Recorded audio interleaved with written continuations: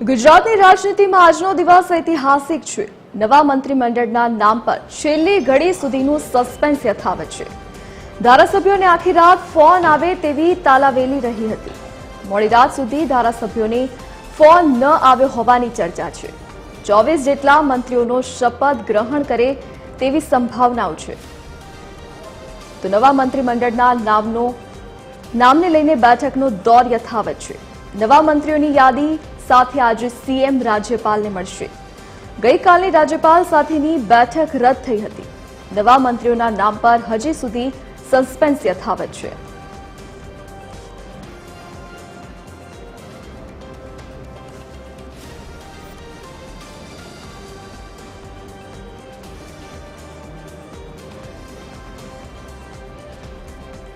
વધુ વિગતો સાથે સંવાદદાતા જય પટેલ આપણી સાથે લાઈવ જોડાઈ ગયા છે।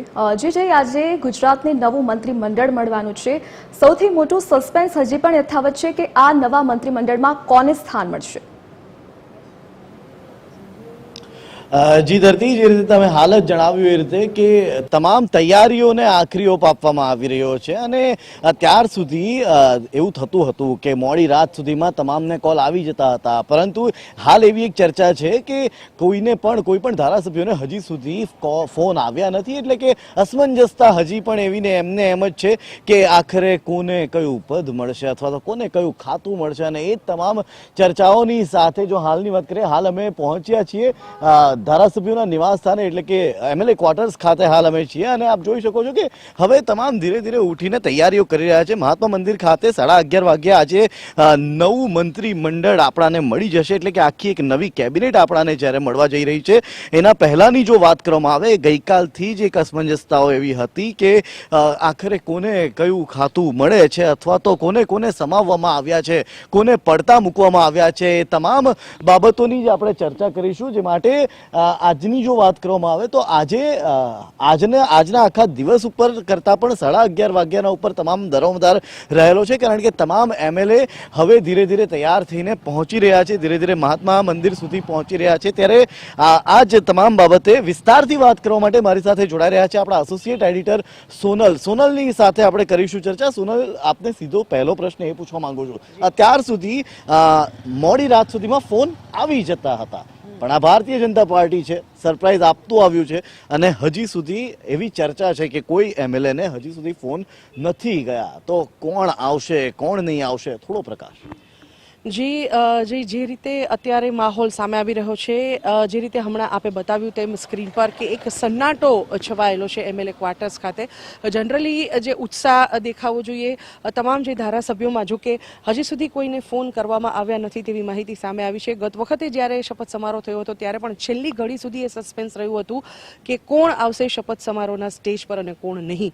આ વખતે પણ એવું જ લાગી રહ્યું છે કે જે પ્રકારે અત્યારે માહોલ સામે આવી રહ્યો છે, કોઈ મગનું ના મરી પાડવા તૈયાર નથી, પણ મહત્વનું છે કે કોણ આવશે અને કોણ કપાશે તેના મુદ્દે જો વાત કરવા જઈએ તો જે રીતે ગઈકાલે તમામ મંત્રીઓના રાજીનામા લેવાયા બાદ જે ઓફિસો ખાલી થઈ રહી હતી, ખાસ કરીને જે 4 થી 5 મંત્રીઓ એવા છે હાલના મંત્રીમંડળમાંથી કે જેમને કન્ટિન્યુ કરવામાં આવી શકે છે, પણ જે નામ જેમને બાકાત રાખવામાં આવી શકે છે તેમાં બચુ ખાબડ, ભીખુસિંહ પરમાર, મુકેશ પટેલ, કૃષિમંત્રી રાઘવજી પટેલ, કનુ દેસાઈ, ભાનુબેન બાબરિયા સહિતના જે નેતાઓ છે તેમનો જે ધારાસભ્ય પસાર થઈ રહ્યા છે, આપણે તેમની સાથે વાત કરવાનો જે પ્રયત્ન કરીશું।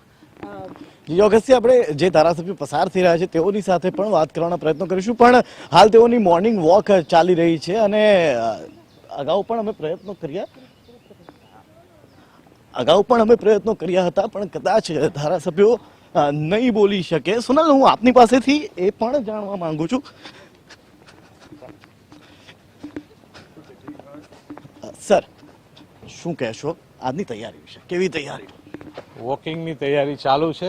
રૂટિંગ જે પ્રક્રિયા હોય એ સૌથી મહત્વનું છે, એટલે વોકિંગ ચાલુ છે, એટલે બસ વોકિંગ કરવાનું છે। વધારે ફોન આવશે તો તમને ખ્યાલ આવશે જ। જી સોનલ, એટલે આપ જોઈ શકો છો કઈ રીતે હજી સુધી ફોન આવ્યા નથી, એ વાત તો સ્પષ્ટ થઈ રહી છે। ફોન આવશે તો આપને ખબર પડશે જ, એવું કહેવામાં આવ્યું। શું કહેશો? જે ભાજપની હંમેશા એક ટેન્ડન્સી રહી છે કે જે કંઈ પણ હોય હંમેશા સસ્પેન્સ રાખવું।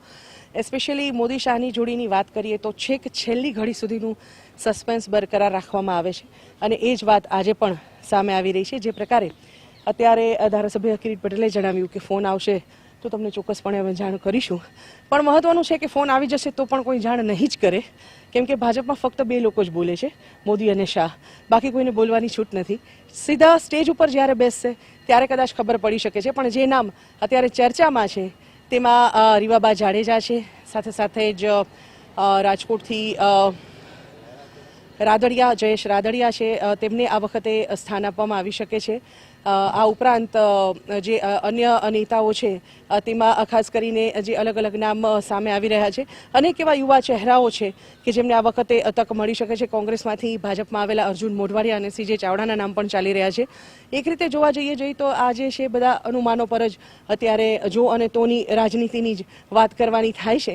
આખરે આજે જ્યારે 11:30 વાગે શપથ સમારોહ આયોજિત થવા જઈ રહ્યો છે ત્યારે જ એકચ્યુઅલમાં ખબર પડશે કે કયા નેતાઓના નામ આગળ આવી રહ્યા છે અને કોણ શપથ સમારોહની બેઠક વ્યવસ્થા પર શપથ લેવા જઈ રહ્યું છે. એટલે એ વાત તો ચોક્કસ મારા સહયોગી સોનલે કહ્યું એ રીતે કે જો અને તો ઉપર તમામ દારોમદાર રહેલો છે કે જો ફોન આવશે તો ખબર પડશે, પણ જો ખબર પડશે તો શું ખરેખર ખબર પડશે એ તો જ્યારે સ્ટેજ ઉપર જે તે નેતાને બોલાવવામાં આવશે ત્યારે જ એ વાત ઉપર સ્પષ્ટતા થાય એમ છે. પરંતુ સોનલ, હું આપની પાસેથી એ પણ જાણવા માંગુ છું કે આ વખતે કેબિનેટનું કદ પણ વધી શકે એવી પણ જો અને તોની વાતો ચાલી રહી છે. શું કહેશો?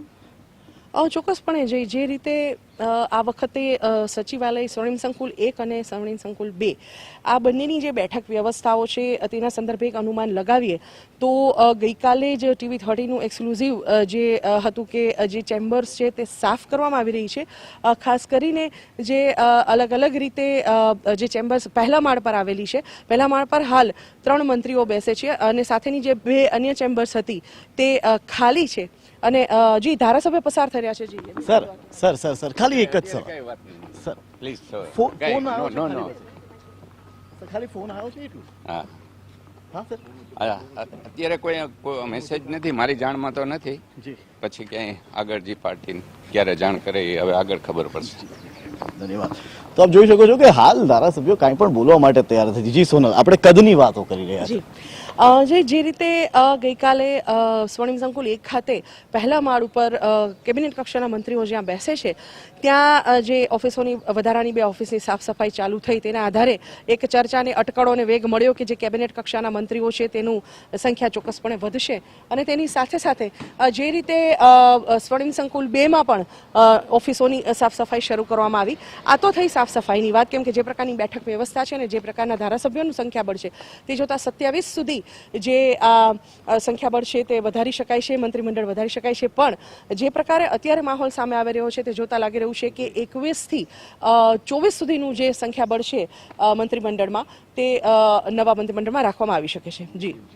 તો મારા સહયોગી સોનલે કહ્યું એ રીતે કે આ વખતે કદ પણ વધવાની શક્યતાઓ છે. એક તરફ અમે હાલ તમામ ધારાસભ્યોને હાલ હજી પણ અમે તમામ ધારાસભ્યોને આપ જોઈ શકો છો કે કઈ રીતે હાલ MLA ક્વાર્ટર્સ ખાતે ધારાસભ્યો પોતાની મોર્નિંગ વોક અથવા તો પોતાની મોર્નિંગ દિનચર્યા કરી રહ્યા છે. આપણી સાથે ધારાસભ્ય પ્રદ્યુમનસિંહજી જોડાયા છે, એમની પાસેથી જાણવાનો પ્રયત્ન કર્યો. સર, એક જ સવાલ, ફોન આવ્યો નહીં આવ્યો?